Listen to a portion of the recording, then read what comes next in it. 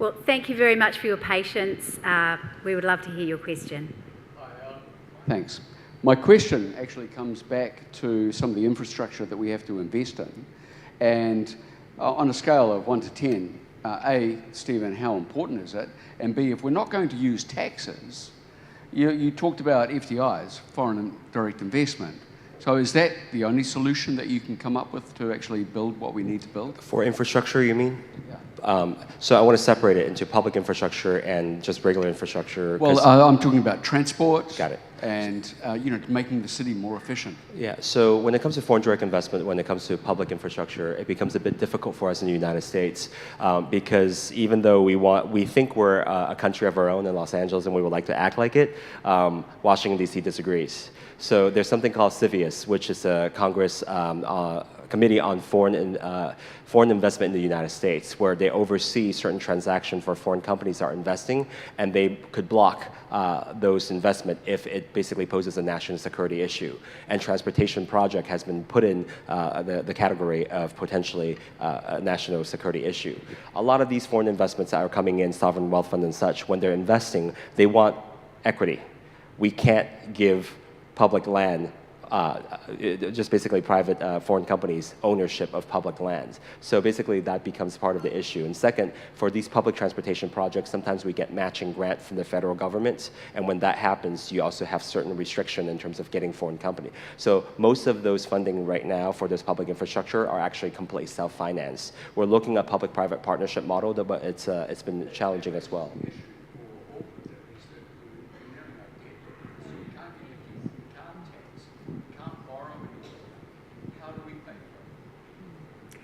Well, we might move on if you don't mind, but I'm sure Stephen would be happy to engage afterwards. Thank you for waiting. Tēnā koutou katoa. I'm actually a UCLA graduate who's been living I've been living and working in Auckland for 13 years and raising my children in hopefully a prosperous city. My question is, we have this saying of kaitiakitangi, which is guardianship, and I teach in schools now. I graduated from the University of Auckland as a teacher.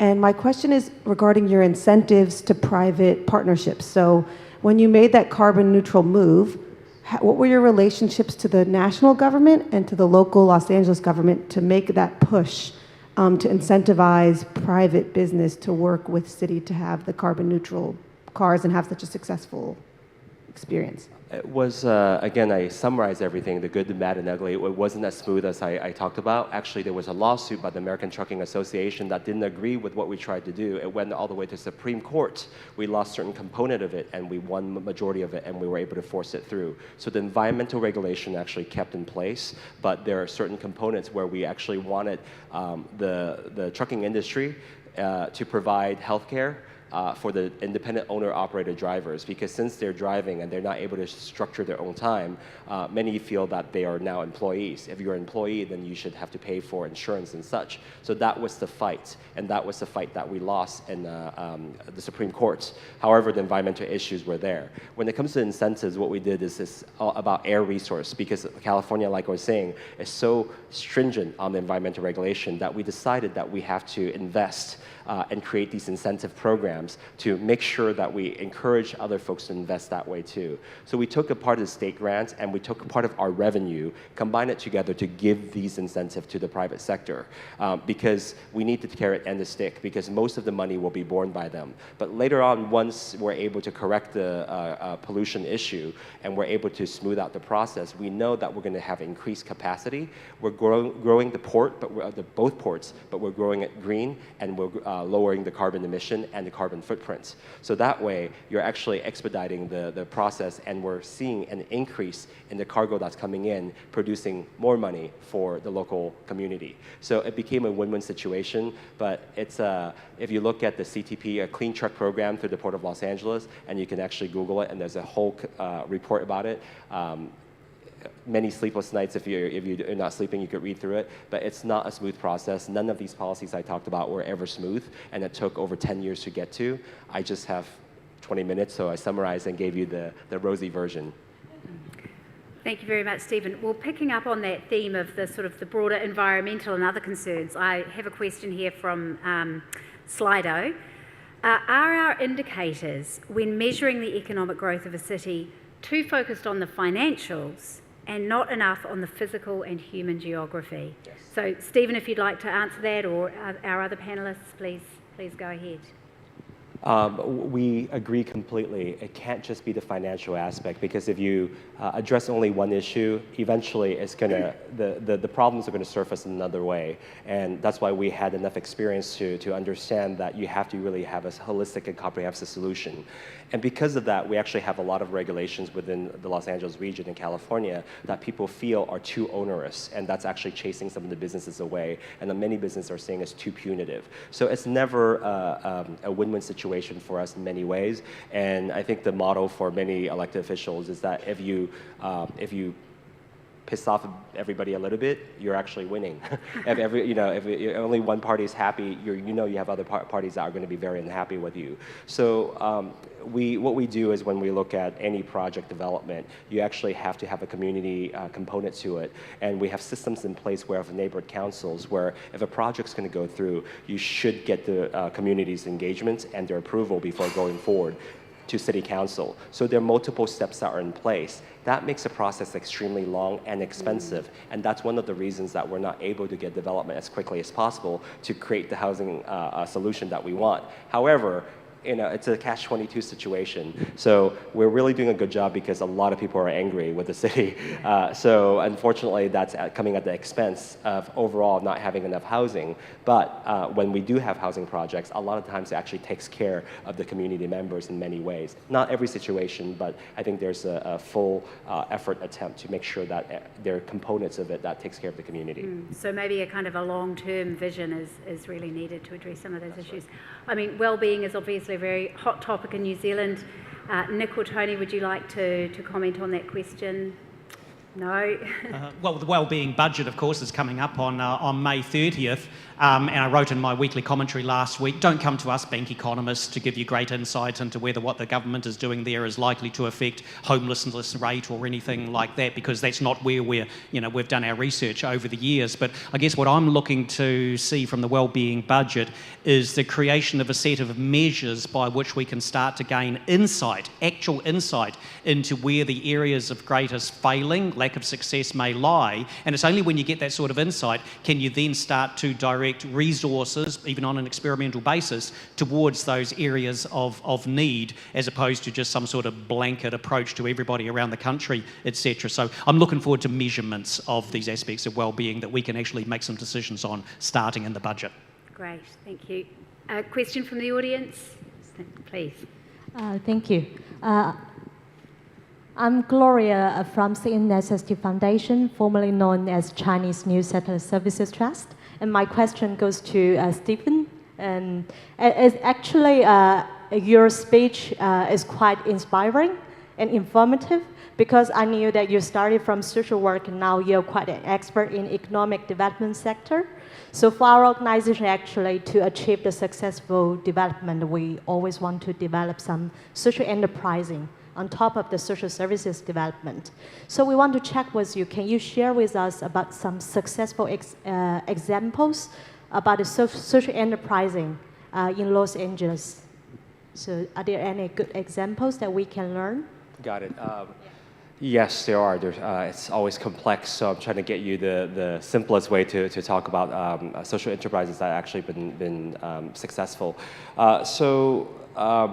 In the redevelopment process of downtown, so we have to step back about 20, 25 years. Downtown Los Angeles, after 4:30, you should not be there. You should leave right away. It's not a very safe neighborhood. And the community and the city council decided they want to build a centralized location called LA Live, where it becomes the entertainment capital. Everybody was just laughing, saying, you're crazy. It's going to cost a lot of money, and you're going to put it in the middle of downtown? This is too scary. They did it, but the thing is, they did it with a community engagement process as well, and they encouraged participation. Speaking of the person who went to the LA '84 Olympics, just so you know, of all the modern history Olympics that's been happening, Los Angeles '84 Olympics was the last and the only modern Olympics to be profitable. And that money basically became a foundation, and that foundation basically contributed back to youth sports development program and produce sports players like Venus and Serena Williams. So this foundation and their efforts actually partnered with the development of the downtown area to make sure that there's access as they're developing. Some of the money goes back into the community so that they can feed into various programs with the community. So it's a long, complex process, but what they did is these major developers are working with local foundations and local partners and found them early on so that when they're proposing the project to City Council as a full package, when we're developing this land and we're working on these projects, we're not only benefiting us, but their workforce development training program, plus community benefits program for children and youth. So that way it becomes a community approach. It doesn't satisfy everybody because some folks are very angry about the development of more traffic in the region. And so what if you're helping these kids with their after-school program, you're actually creating more. So there's always some what we call NIMBY, not in my backyard. And it's a huge, huge issue in Los Angeles. So that's one quick example, and we have many more I could share with you offline after this. Thank you very much, Stephen. I'm going to put a question from Slido now to Nick, if you don't mind. The question is, Auckland is getting richer, but homelessness is on the increase. What do the panel think is the solution? And of course, we've heard some of the great innovative approaches that Los Angeles has used, but Nick, do you think any of those approaches work in Auckland? What's the answer for us?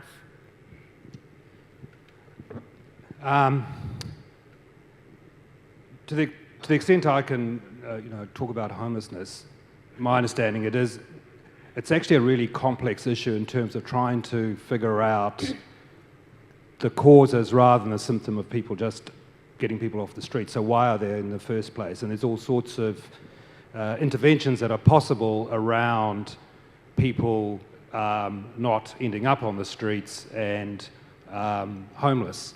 I think one of the challenges, if I think about it from an Auckland Council point of view, is that it actually leads you into a whole lot of social policy that is not something that the council really has a clear mandate and resources to tackle directly. But having said that, it's an issue that sort of goes to the place we live in, and so we are all affected by it daily. So in many ways, I think I'm aware of lots of trial programs and activities to address homelessness. The council itself has recently developed a pilot around a bus that supports people who are homeless and so on. I'm not answering the question. I do think one of the key steps in addressing homelessness is greater visibility, greater sort of understanding of the drivers that lead to what is really a symptom rather than just getting people off the streets. Looks like you agree, Tony. Yeah. I'd look to the example of the Hamilton City Council. Their approach, I think it's over maybe a 2 or 3 year period, has been not to treat homelessness as a manifestation of some other problems that are going on. And it's no use trying to get these people greater sort of education, addressing mental health issues, dependency issues, unless you first of all address the homelessness side itself. Because if you just sort of address homelessness but don't address the other underlying issues, they'll be back there on the street pretty quickly. And so they're looking at trying addressing the homelessness, provide some sort of accommodation, but yet as soon as they've got those people into some regular sleeping place, they're working these other programs with them to try and get more towards the underlying factors which appear to have contributed to their unfortunate situation. They seem to be having some success. That's pretty much all I know. Anything to add, Stephen? The comprehensive approach is actually necessary. What we call, to your point, we have something called the Housing First program. House them first. That's the first thing. You need to basically provide shelter. But the thing is, you also need comprehensive services. What we found is basically there's an approach that basically there's let's place a homeless individual into housing. But if there are also underlying issues like long-term mental health issues, including schizophrenia, it becomes very difficult for them to stay in the housing. So also once they're in housing, there are also certain regulations and certain requirements. For example, they can't use substances. But for someone with substance abuse issues, and addiction. It's very hard for them to get out. So now you're just forcing them out of on the streets again. So that's why we want to do a wraparound approach, doing comprehensive services. But you can imagine housing, mental health, drug counseling, all these supportive services cost a lot of money. For 50,000 individual, it's going to be a huge issue for us to solve. So all I can say is we're trying. We don't have a handle on it yet, but we're actually trying to learn from other cities and other solutions as well. But it also underscores, I guess, that growth piece. We've got to get that right first to be able to achieve these other broader goals. No, Yes, are you saying get economic growth and these other things will be improved? Not No. as night follows the day, but if we don't have the resources to address some of those challenges, No. it's obviously No, that a very won't work. difficult exercise. No, that won't work. I mean, I have no history of studying inclusive growth. I only came across the concept when last Wednesday I found I had the time to start preparing for this evening.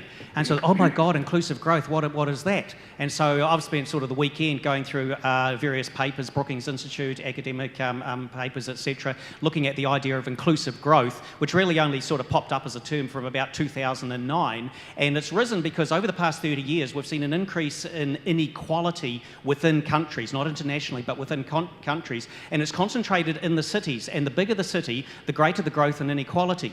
Now, the economic growth we're getting around the planet now is focused in the cities. You can call them agglomerations or whatever. Growth with the technological revolution that we're living through is increasingly concentrated within cities. It will be more so in the future. But the growth in the cities is leading to increasing inequalities out there. And unless one actually develops some sort of programs for specifically addressing those that are left behind, then the economic growth itself will actually simply leave more people behind. And you get increasing stratification of incomes, which are then distributed by stratification of urban locations as well. You get people who are living in the richer areas, and the people who can't afford there, they're pushed either further and further out, or essentially in some New Zealand version of a ghetto, etc. So economic growth by itself will not lead to a solution. And as I say, especially for the Auckland City situation, economic growth itself, it's going to generate more PAYE, GST and company tax. That goes to the central government, not the local government. So it doesn't necessarily lead to a great increase in the resources available for socially oriented programs. Well, I think we're in vigorous agreement. We definitely need both sides. Now, we've got time for one final quick question, if there's anybody desperate to put it to our panel. Thank you, sir. Oh. Well, this bloke's been waiting for a while, and then we'll get the microphone to yourself. Hi, Nigel, and okay, yeah, Nigel, and I am an employee in a company of 500 people here in Auckland, and which proudly says there are at least 40 nationalities in that company. So I understand a little bit about diversity. I've been to Los Angeles, 1971, and many times since. Lived in Auckland for the last 40 years. I have seen the enormous growth in both cities. I agree entirely with what Stephen has said about what is happening here, Auckland being a kind of a mirror of Los Angeles, but smaller. But of all those slides, Stephen, that I saw, the one that sort of concerned me most was the one of the entire country. You showed on the west corner, or the west side, was Los Angeles, big, dark space. Then almost all of the rest of the country to the east is almost empty.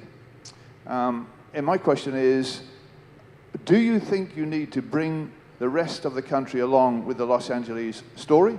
Are you doing anything about bringing the rest of the country along with the Los Angeles story? Do you think it's necessary to do that? We would love to lead by example. I think DC needs to bring the rest of the United States together and unite us.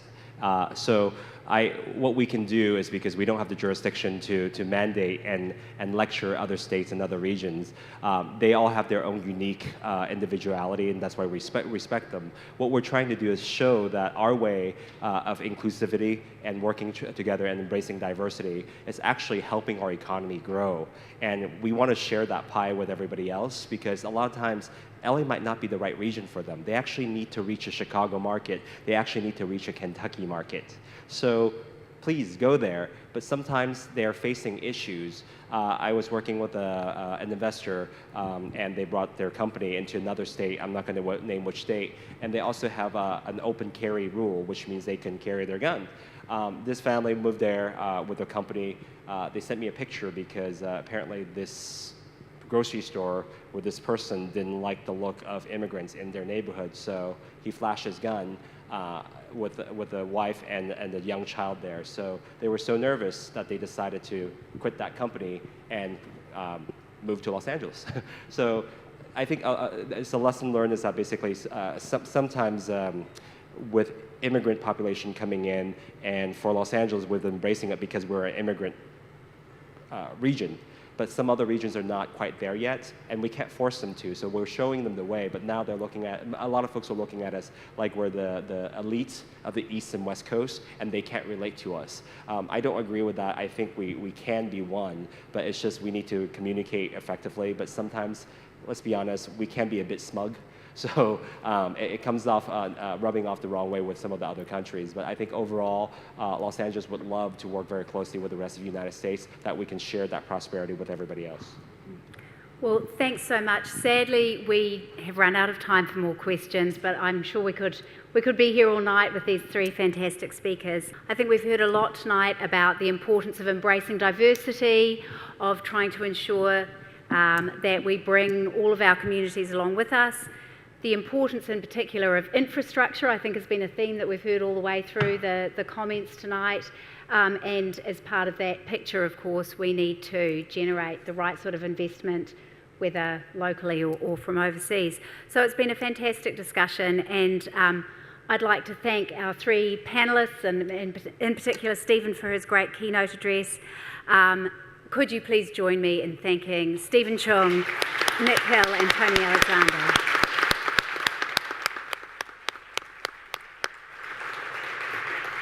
And I think the panellists would also join me in thanking you all for coming out tonight and making this a great conversation.